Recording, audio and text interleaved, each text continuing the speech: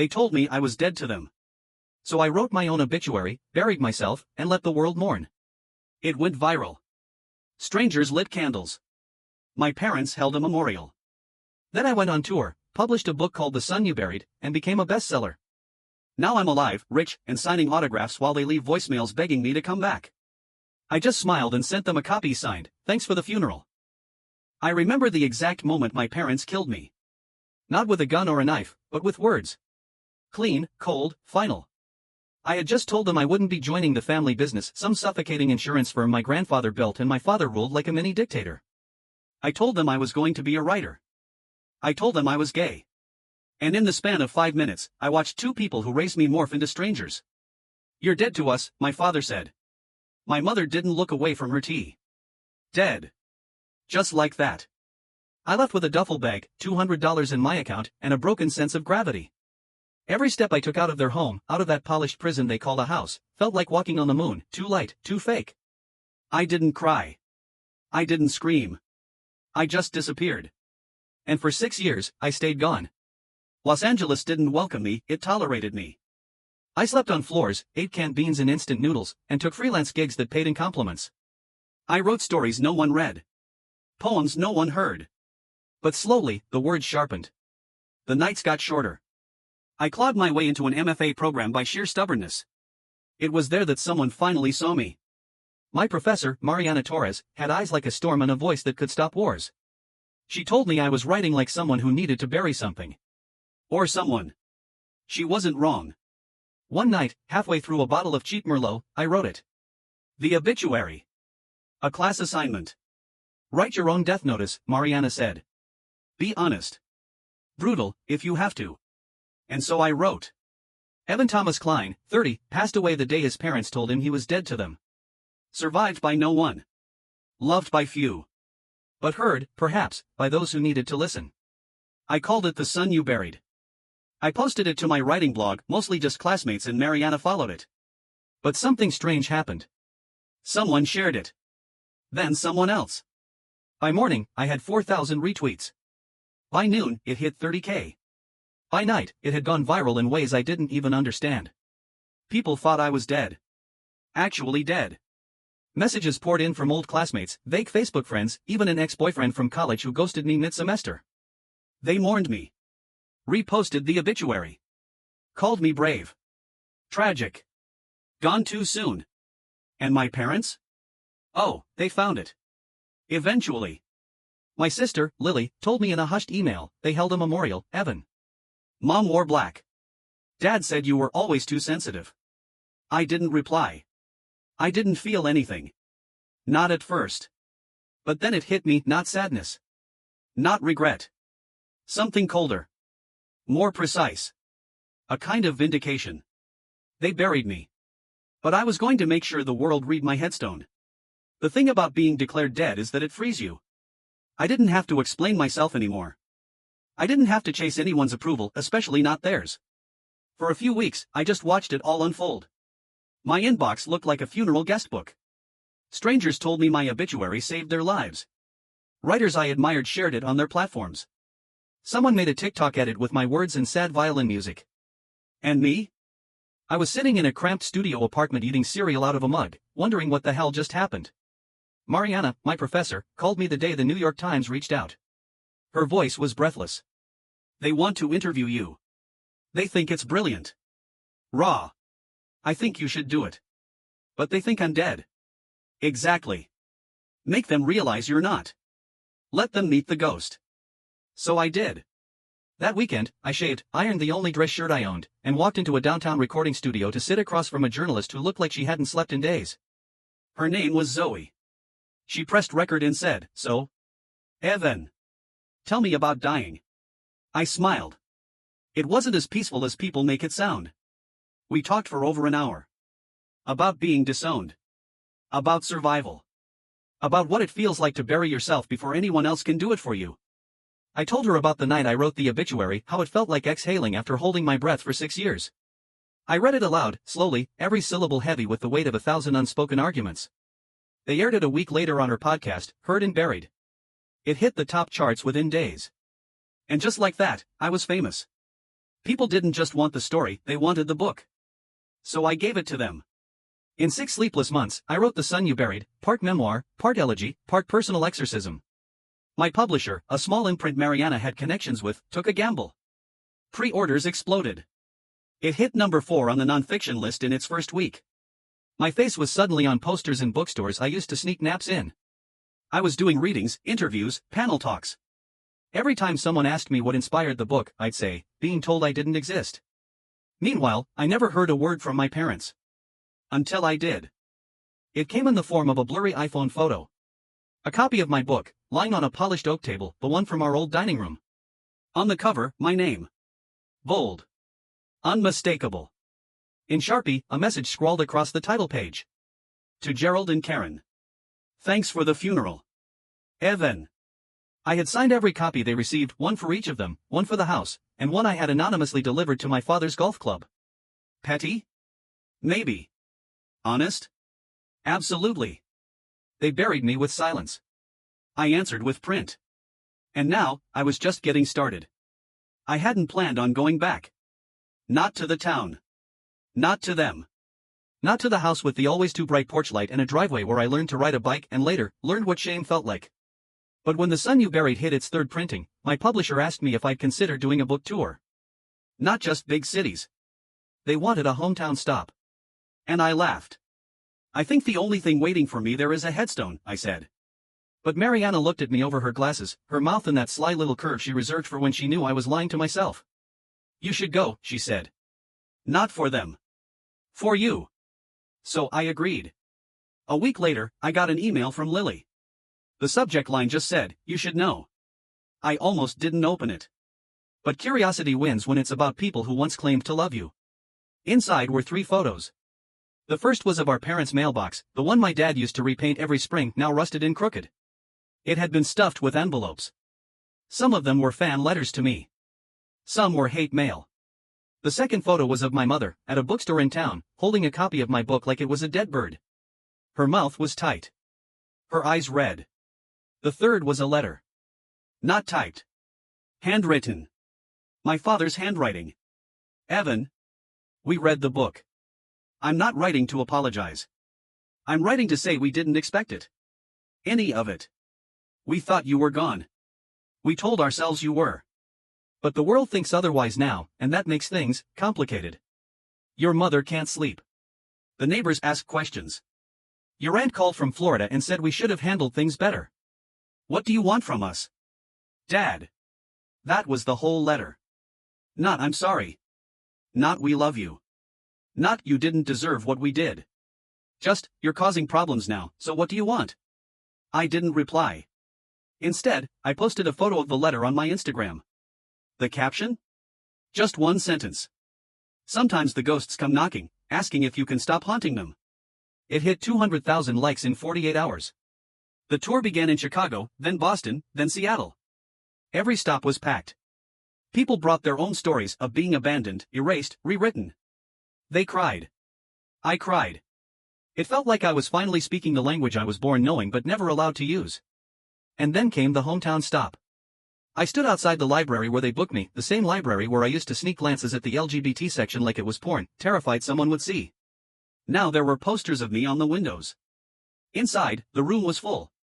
Standing room only. And near the back, just barely trying to hide behind a column, my mother. She looked smaller than I remembered. Her hair was gray now. She clutched her purse like it was the only thing tethering her to the floor. My father wasn't there. Of course he wasn't. I read from the final chapter of the book, the one about walking away, about choosing silence over begging for love. My voice didn't shake. Not once. Afterward, I signed books. People whispered their stories to me like confessions. And then, slowly, my mother approached the table. She didn't speak. Just held out the book. I opened it, clicked my pen, and without looking at her, wrote. For Karen. May you remember what you lost. Evan. Then I handed it back. She didn't cry. But her lips trembled like the truth was trying to force its way out of her mouth. I didn't wait to see if it did. 2 days after the hometown reading, I got added to a family group chat. Yes. A group chat. The first message was from a number I didn't recognize, but I knew the tone. Polite. Condescending. Passive-aggressive. Classic Aunt Marlene. Hi Evan, it's your aunt. We've all read your little book. Your parents are very upset. I think you've made your point. Time to move on, sweetheart. No, good to see you. No, we're sorry. Just a digital slap on the wrist with a doily on it. Then came Uncle Dennis. Your father's blood pressure has been through the roof. You wearing dirty laundry in public has made things very difficult for your mother. Don't you think you've punished them enough? Punished them? I reread it twice, wondering if I was the one who disowned them, or left them at 17 with nothing but a suitcase and a bruised heart. Nope. Definitely not me. I left the chat. Blocked the numbers.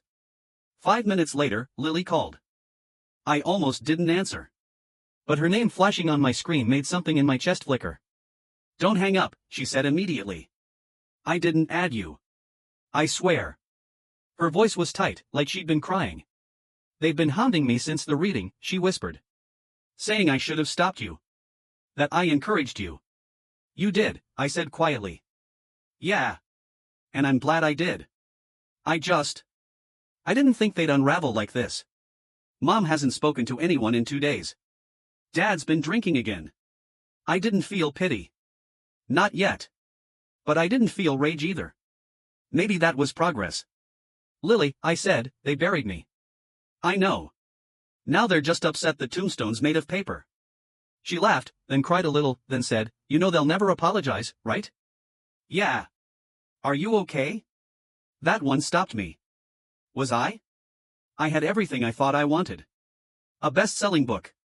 A platform. My voice finally heard after all those years of being spoken over. But there was still this weird, hollow hum in the middle of my chest. Like the ghost of a melody I couldn't quite place. I'm working on it, I said. That night, I got an email from Zoe, the journalist from the podcast that launched everything. Subject, The Son You Buried, the film.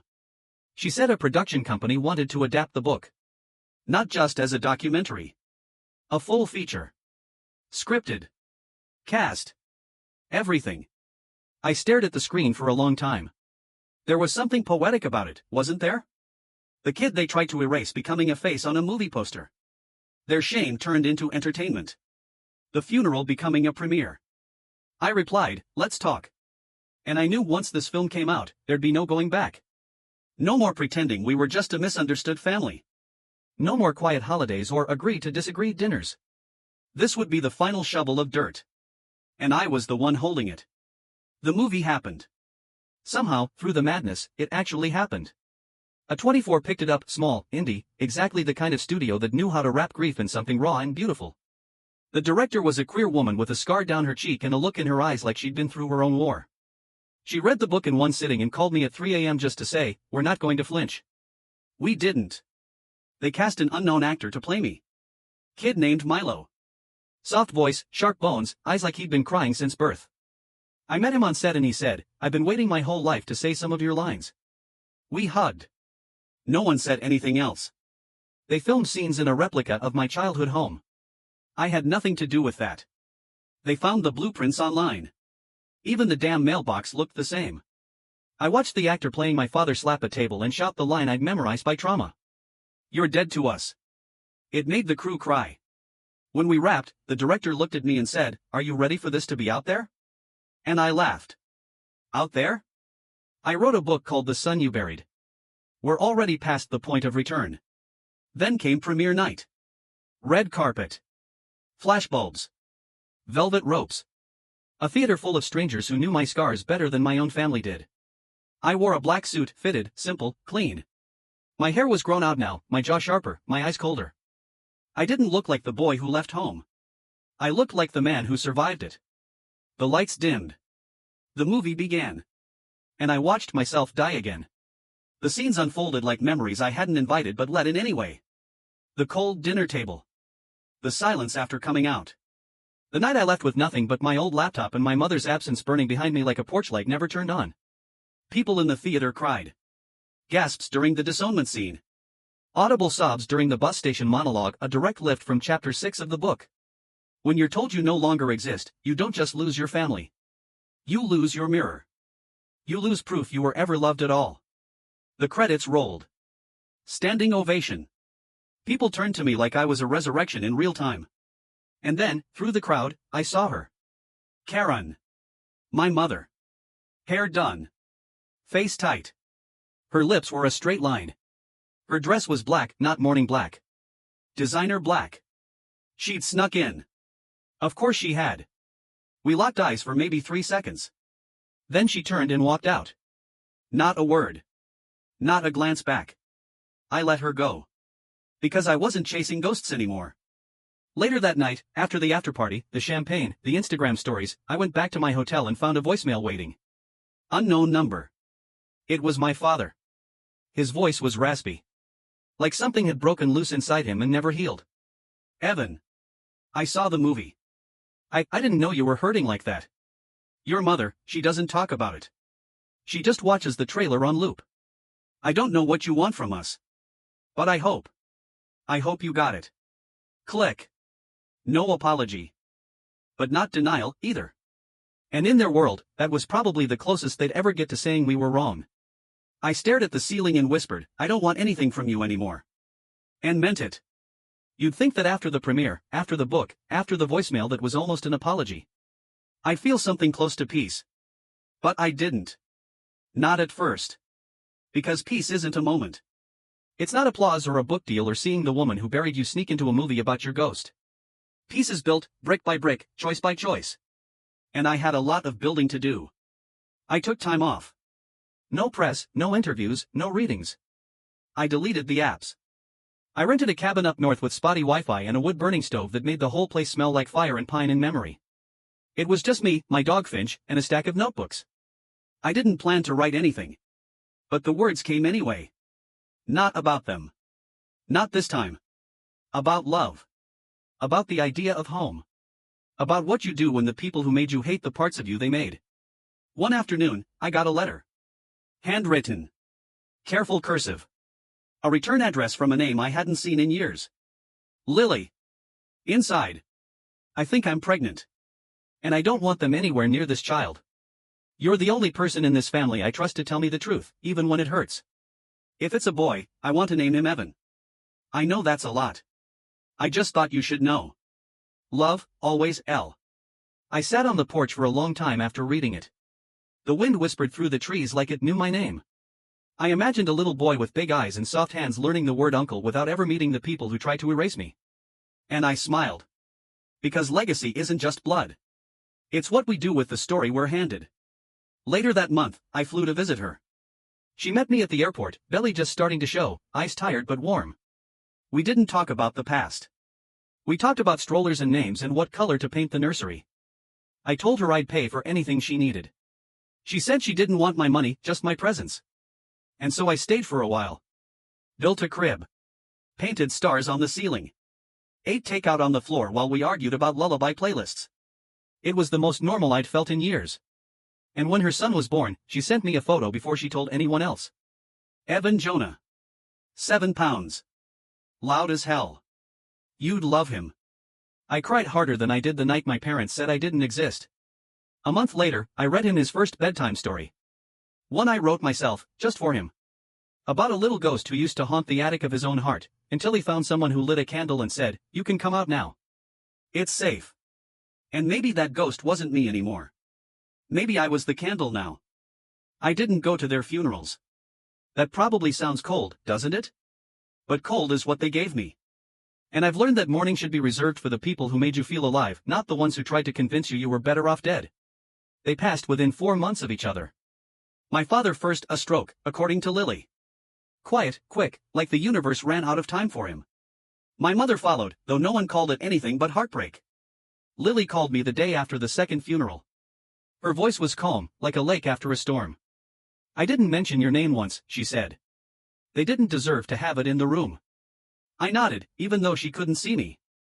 "Thank you. Are you okay?" I looked around my apartment, now bigger, warmer, filled with books and noise and Finch snoring in a sunbeam. The walls held art by queer creators, photos of me and Lily, and a tiny framed crayon drawing from my namesake nephew that said Uncle Evan in wobbly letters. "I am," I said. "For real, this time." We hung up after a while. No tears. Just a quiet understanding between survivors. Later that night, I went through the old box I kept at the back of my closet. The last one. Full of letters I never sent. Notes I wrote to myself at 19, 21, 25. Torn bits of grief that never fit anywhere. I pulled them out, one by one, and burned them in a dish on my balcony. The flames licked the past clean. The smoke smelled like ink and memory. I watched it rise and disappear into the night, knowing some stories don't need to live forever. Just long enough to set you free. A week later, I announced a new foundation. The Son You Buried Project, scholarships and emergency grants for LGBTQ+ youth disowned by their families. Kids like I was. Ghosts still learning how to be seen again. The launch post read: "This is for the ones who were told they didn't belong. We build new homes now made of paper, fire, and truth." It went viral. Of course it did. People love a good redemption arc. But the truth? This wasn't redemption. This was reclamation. And as I stood at the opening ceremony, with Lily holding baby Evan on her hip and Mariana giving a speech that made everyone in the room cry, I realized something I hadn't let myself believe until then. I hadn't just survived. I had rewritten the ending. I was not the son they buried. I was the man who rose from the grave, pen in hand, ready to build something better from the ashes. And I was finally alive.